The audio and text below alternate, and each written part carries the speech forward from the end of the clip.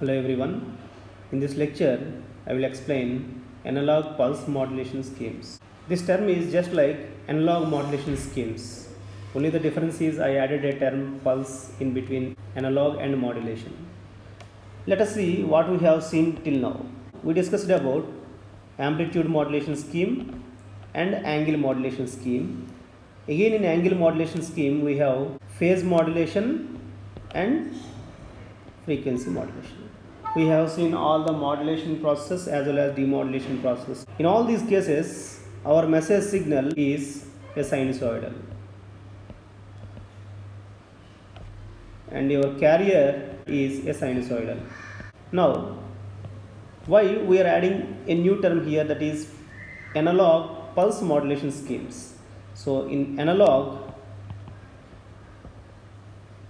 pulse modulation schemes, our message signal remains as it is, x of t, that is a sinusoidal waveform, whereas our carrier, instead of taking a sinusoidal waveform, I am going to take pulse or train of pulses.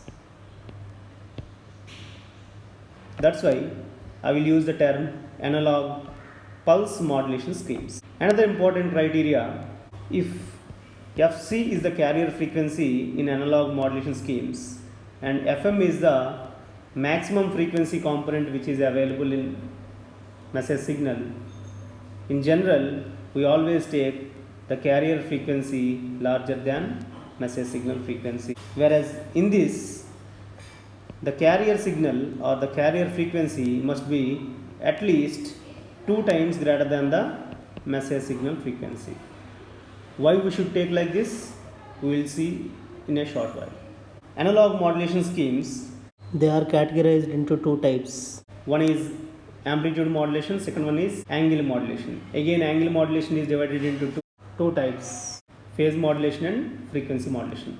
In the same way, our pulse modulation schemes also categorized into 2 types, pulse modulation.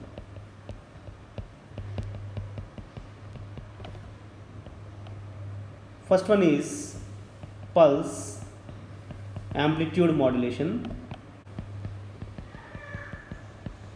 Second one is pulse time modulation.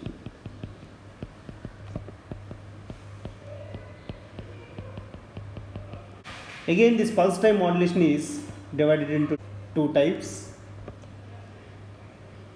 pulse width modulation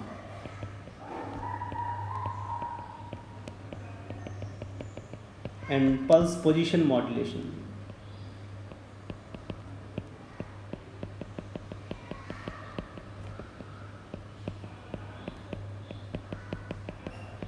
In a short form, I can write pulse amplitude modulation as PAM, pulse width modulation PWM, and pulse position modulation PPM. Let us define all the modulation schemes. First of all, pulse amplitude modulation. This is just like amplitude modulation. In amplitude modulation, what we are doing, the amplitude of the carrier signal is varied in accordance to the message signal amplitude. Whereas in pulse amplitude modulation scheme, we will modify the definition a little bit, like the amplitude of the carrier pulse train is varied in accordance with the message signal amplitude. That is pulse amplitude modulation. Similarly, pulse width modulation means the width of the carrier pulse train is varied in accordance with the modulating signal amplitude. Whereas pulse position modulation means the position of the carrier pulse train is varied in accordance with the message signal amplitude. So these are the definitions of PAM, PWM and PPM. Now we shall see how we are going to achieve these modulation schemes by using a graph. Now let us see. I am going to take x of t and c of t. That means x of t is your message signal, C of t is your carrier signal, Our message signal is a continuous waveform that I represented with a black color line, and your carrier signal is a train of pulses that I represented with red color. Now let us see. The first definition is pulse amplitude modulation. The amplitude of the carrier pulse train is varied in accordance with the modulating signal amplitude. See here, in pulse amplitude signal modulation scheme, what is happening? The first pulse amplitude is this one. The amplitude of the pulse train is varied in accordance to the message signal. See, this is the message signal. I am using a dotted line. So this is our message signal. Now the pulse amplitude is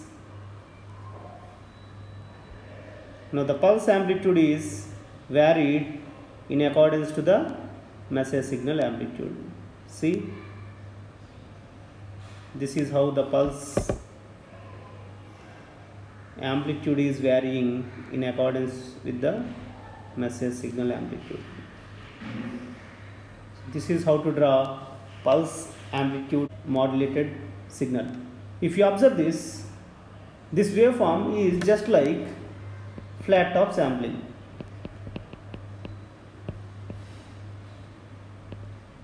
That we already discussed.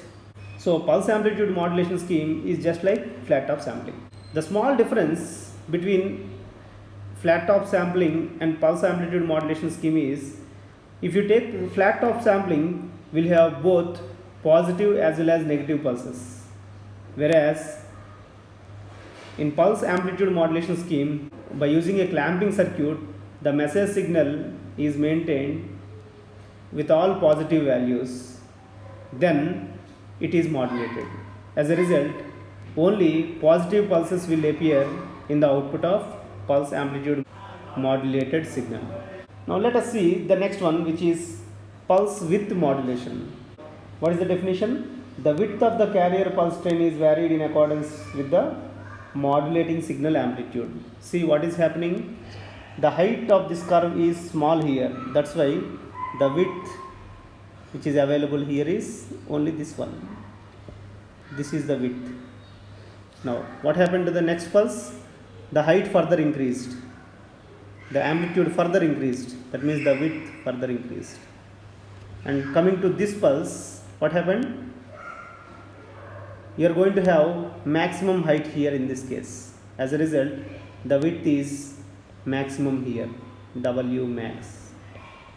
Again, for the next pulse, the height reduced. As a result, the width reduced.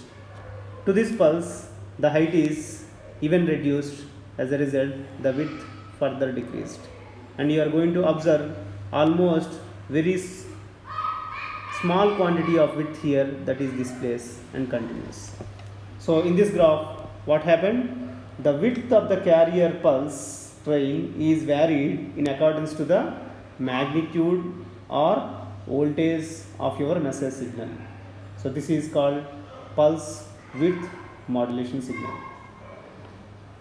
Our next concept is a pulse position modulation. Now in order to draw pulse position modulation, we must have pulse width modulation, and you can see here. See, this is leading edge, this is lagging edge. Now extend the lagging edge of all the pulses.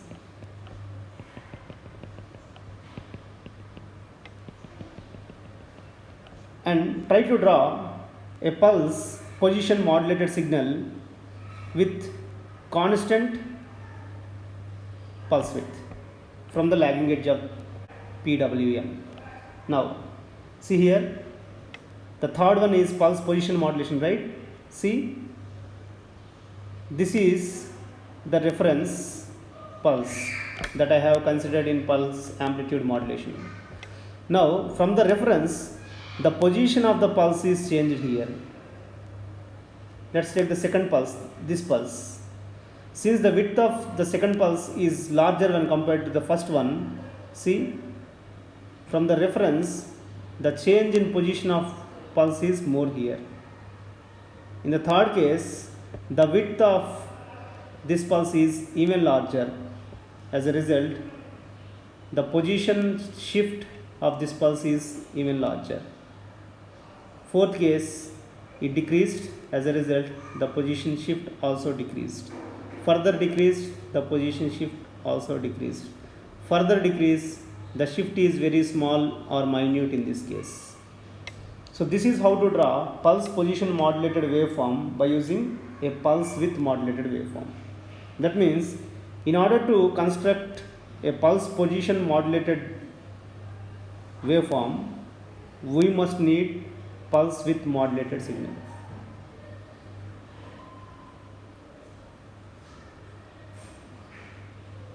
Let's see all these things at a glance. Message signal, carrier signal, pulse amplitude modulated wave, pulse width modulated wave, and pulse position modulated wave. And the definition of pulse position modulation is the position of the carrier pulse train is varied in accordance with the modulating signal amplitude, and you can see here this position is changing with respect to reference. Let's start with pulse amplitude modulation. I told you this pulse amplitude modulation is just like your flat top sampling. For a flat top sampling, whatever the rules applicable, the same rules applicable for pulse amplitude modulation. The working principle, mathematical analysis, circuit realization of pulse amplitude modulation are analogous to flat top sampling. Now let us see the spectrum of flat top sample. Spectrum of flat top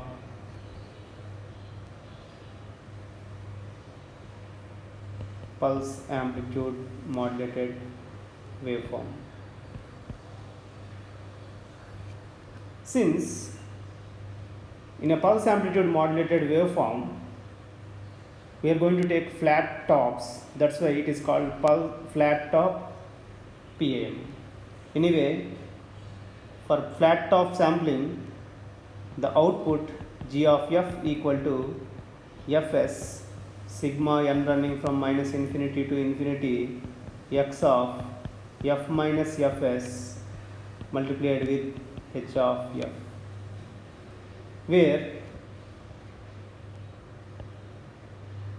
Fs sigma running from minus infinity to infinity x of F minus Fs is nothing but S of F. In time domain, S of t equal to x of t into del Ts of t, as well as H of F represents Fourier transform of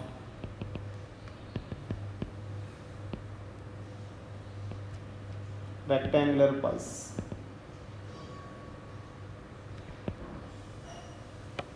H of t. We already seen the frequency spectrum of flat top sampling, since we are saying that flat top PAM is also having the same characteristics of flat top sampling. The spectrum of S of F is the first one. Now, if you multiply this S of F with H of F, as we already seen, H of F is the Fourier transform of rectangular pulse, and this H of F is just like a sinc function. Since it is a sinc function, the bands that you are going to observe here, so this is one band, this is second band, and at 2Fs again you will be having one band. As the frequency increases, what is happening? You are going to observe an attenuation due to the sinc function characteristics or roll off characteristics of H of F. Moreover, if you see this graph as frequency versus G of F, that is output, as the frequency increases, the magnitude of G of F is decreasing. It is just acting like a low pass filter. As a result, you are going to observe an attenuation of higher order frequencies that we shall see in this part. For higher order frequencies, the attenuation is more. So in order to compensate this, in pulse amplitude modulation scheme also, we are going to use an equalizer at the receiving end. Now we shall see transmission bandwidth of PAM signal. Let us say this is our carrier signal C of t, and the width of the carrier pulse is, let us say, that is tau. Let the time period between these two samples is Ts. In general, we always maintain the value of pulse width tau is small when compared to Ts. And let us say if x of t is your message signal and it has a maximum frequency component of Fm, according to sampling theorem, the sampling frequency must be at least 2 times to the maximum frequency component available in the message signal. If I write in terms of time, 1 by Ts is far greater than 2 Fm. Similarly, if I write Ts from here, Ts is less than or equal to 1 by 2 Fm. But we know that tau pulse width is very small when compared to 1 Ts sampling interval. Therefore, I can write it as tau is very small when compared to Ts, which is less than or equal to 1 by 2 Fm. Let us say if the on time and off time of the carrier is same, then the maximum frequency of PAM pulse will be F max equal to 1 by tau plus tau, which is equal to 1 by 2 tau. The bandwidth required for transmission of PAM signal would be equal to the maximum frequency which is available. Now, if I want bandwidth which is required for the transmission of PAM signal would be greater than or equal to F max. That implies bandwidth must be greater than or equal to 1 by 2 tau. Since tau is very small when compared to 1 by 2 Fm that we already derived here,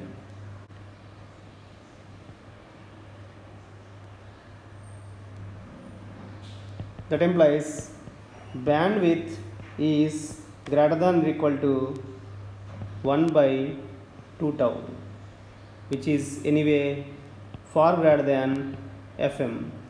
That implies the bandwidth required for the transmission of PAM signal is far greater than Fm. Therefore, the bandwidth required for the transmission of pulse amplitude modulated wave is very large when compared to the maximum frequency component available in the message signal. Demodulation of PAM is just like reconstruction of flat top sample signal. Therefore, the block diagram of demodulation of PAM is received PAM signal,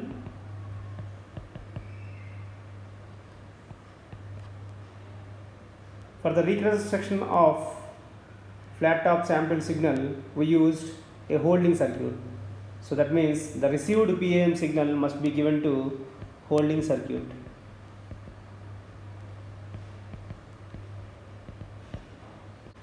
In order to smooth the curve, we will generally use a low pass filter here, and the output of this low pass filter is demodulated signal. Let us see, this dotted line represents the received PAM signal, and this PAM signal is given to a holding circuit. Once an voltage is given to the holding circuit, it will hold for some time, and the holding time is defined by the pulse gap in between two pulses. So once we attain a voltage here, it will maintain the same voltage up to the next pulse. Again the second pulse is available here, it will maintain the voltage up to the next pulse.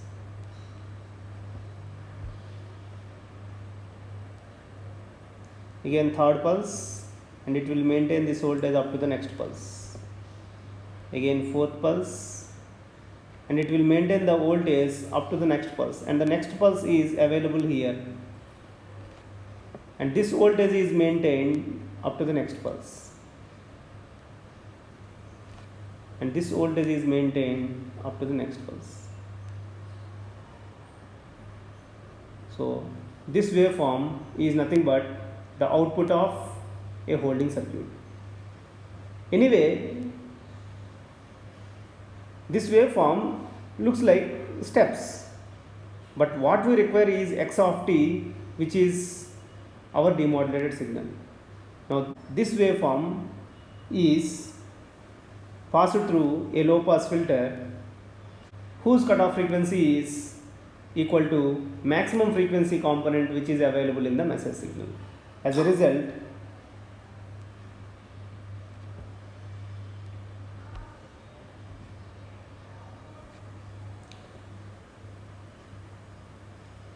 so this is the waveform of a low pass filter.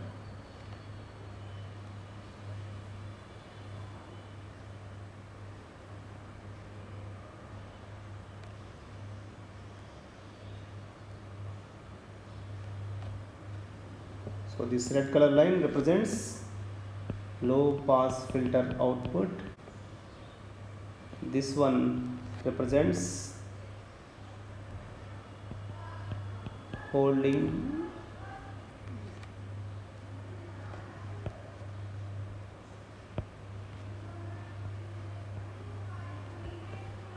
holding circuit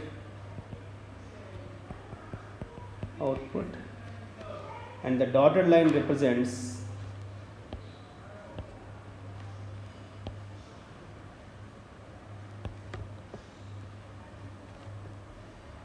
received PAM signal.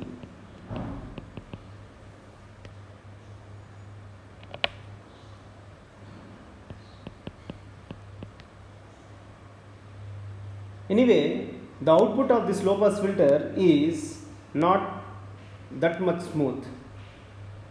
In order to smoothen this, a series of low pass filters are used in order to get a demodulated signal.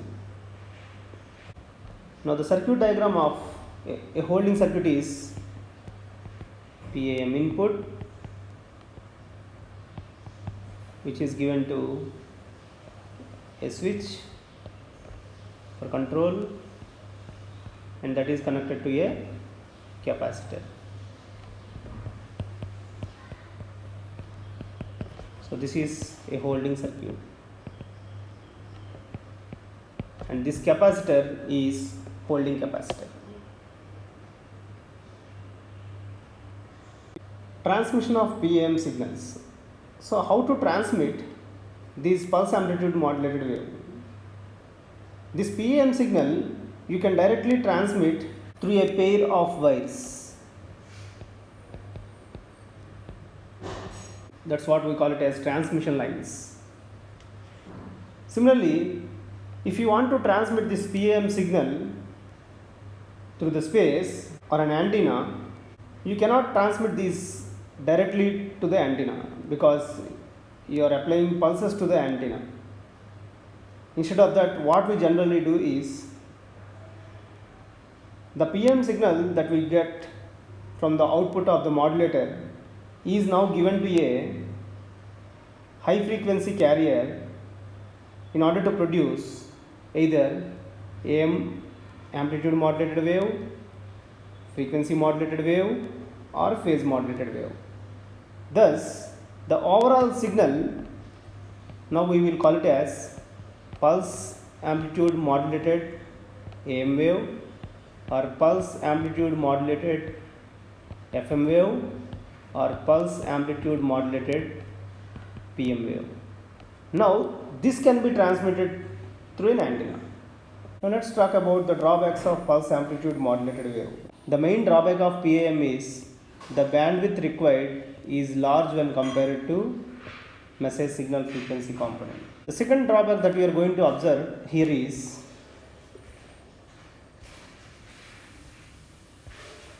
if you observe a PAM signal, here the amplitude of the carrier wave is varied, pulse train is varied in accordance to the message signal.